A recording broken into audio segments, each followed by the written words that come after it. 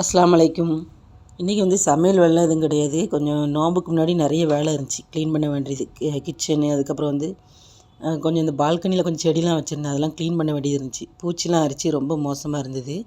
அதனால் இன்றைக்கி டைம் எடுத்து கொஞ்சம் வினிகர் தண்ணி மிக்ஸ் பண்ணி அந்த செடிலாம் அடித்ததுக்கப்புறமா கொஞ்சம் பரவாயில்லாமல் இருந்தது. அதுக்கப்புறம் இந்த கொக்கோ பீட்ஸ் கொஞ்சம் உரம்லாம் வச்சுருந்தேன். அது வந்து இந்த ரோஜா செடிக்கும் செம்பருத்தி செடிக்கும் போட வேண்டியது இருந்துச்சு. எல்லாத்தையும் போட்டு கொஞ்சம் க்ளீன் பண்ணி வச்சுட்டேன் டைம் எடுத்து. இது வந்து பார்த்திங்கன்னா செம்பருத்தி செடியும் ரோஜா செடியும் பூ வளரவே இல்லை, செடி மட்டும் வளர்ந்துக்கிட்டே போச்சு. அதனால் கட் பண்ணி திரும்ப நட்டு வச்சுட்டு கவர் போட்டிருக்கேன் காஞ்சி போகாமல் இருக்க.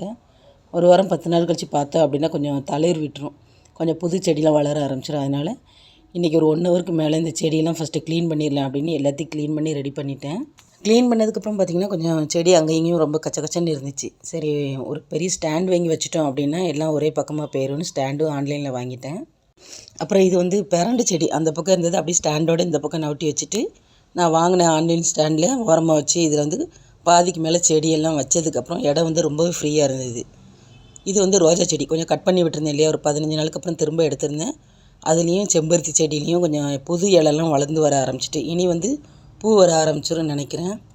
ஸோ அல்ஹம்துலில்லாஹ் ரொம்ப நாளாக வெயிட் பண்ணிகிட்டு இருந்த வேலை முடிஞ்சிச்சு. இனி அடுத்து பார்த்திங்கன்னா கிச்சன் க்ளீனிங் வேலை தான்.